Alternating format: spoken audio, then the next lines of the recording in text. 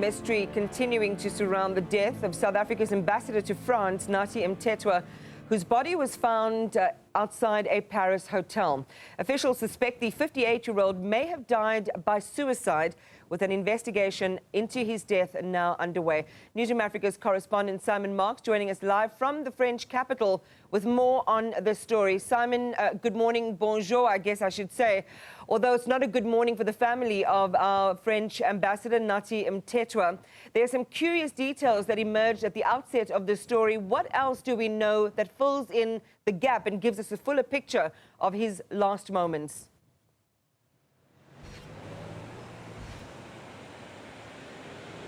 Well, Iman, good morning to you. It's dawn here in Paris, as it is across South Africa.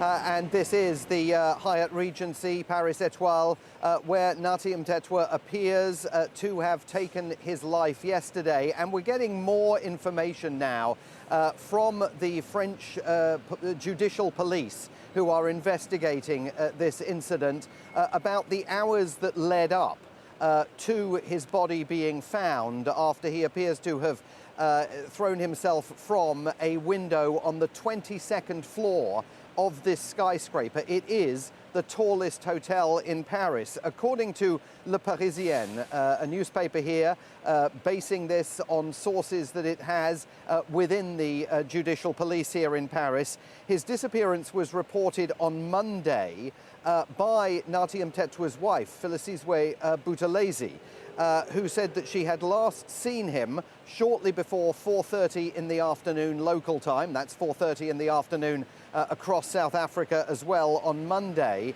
as he left his Paris residence to go to a cocktail party, part of his ambassadorial duties here in the French capital.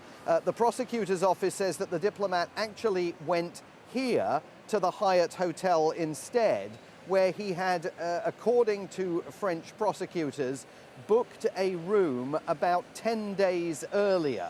So that clearly indicates the possibility of pre-planning of all of this, not least because we also know from the police investigation that they believe that he specifically requested a room on a high floor, the 22nd floor of this hotel.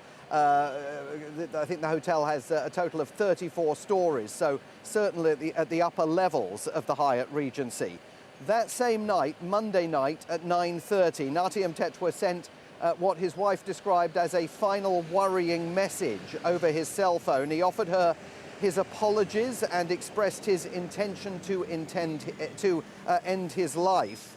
After that, at some point, his cell phone was found abandoned in the Bois de Boulogne, which is a wooded area, the outer fringes of which lie not very far from this hotel here in Paris. And it was on Tuesday morning at around 11:10 in the morning that a Hyatt hotel security guard made the discovery of Nathi Mthethwa's body in what is being described as an interior courtyard.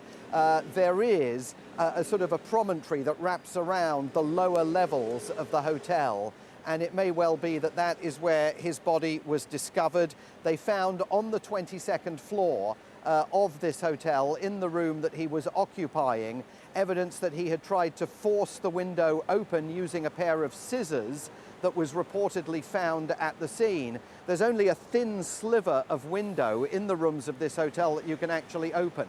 So it would have taken considerable work to create a sufficiently large opening, but that is what appears to have taken place. And most importantly of all, of course, the French prosecutor's office is saying that they believe that this act was intentional and that no third parties were involved. In other words, they are continuing to investigate this and do believe that Nathi Mthethwa took his own life and that there was no foul play involved in any of this. I mean, again, you know, as you sharing that narration and all of the details in trying to fill in the hours between that correspondence to his wife and his body ultimately being found, so many questions arise Simon, we can't ignore the fact that there is a commission of inquiry that's happening in South Africa in which his name came up. But I want to park that to the side for a moment and go back to some of the details that you have just shared with us, which have raised questions. Where were his protectors? As an ambassador, he would have his own security detail. The fact also that his phone, if I heard you correctly, seemed to have been separated from where his body was ultimately relocated. Are there any details on those two aspects?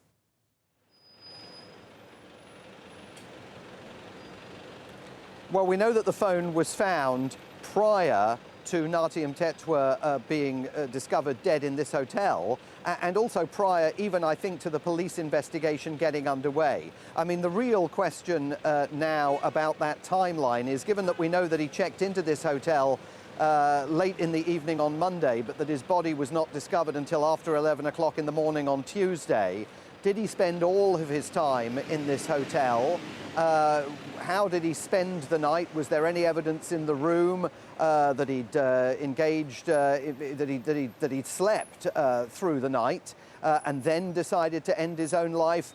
Was he up all night trying to create that opening that would be sufficiently large in the window for him to go ahead and take his own life? We don't know any of the answers to that. Now, a French magistrate visited this hotel yesterday and started gathering evidence relating to how Nathi Mthethwa spent his final hours. It's not necessarily unusual for an ambassador to head off to an event without vast amounts of security. I mean, you know, as you know, I've been based in various locations for many years, Iman, and have known many South African ambassadors, and they won't necessarily always show up to a routine diplomatic event or social engagement with vast amounts of staff accompanying them. So not entirely unusual that he necessarily would have said to his wife that he was heading off to that cocktail party at around 4:30 in the afternoon. But there will be, of course, questions that both the authorities here and DIRCO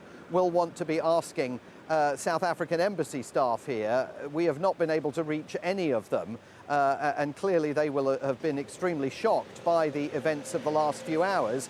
And one of the avenues of investigation that the authorities here will want to pursue is whether there was any connection between Nathi Mthethwa's decision apparently to take his own life and that testimony just a few days ago at the Madlanga Commission of Inquiry that at least suggested that he might be called as a witness to answer allegations that were lobbed in his direction, that when he was Jacob Zuma's Minister of Police, he engaged in political interference, acts of political interference, that he would have had those allegations the right to reply to and the right to answer at the Commission of Inquiry. So I think the authorities both here and in South Africa will be keen to understand what contributed to a situation in which Ambassador Mthethwa decided to end his life at this hotel in the French capital.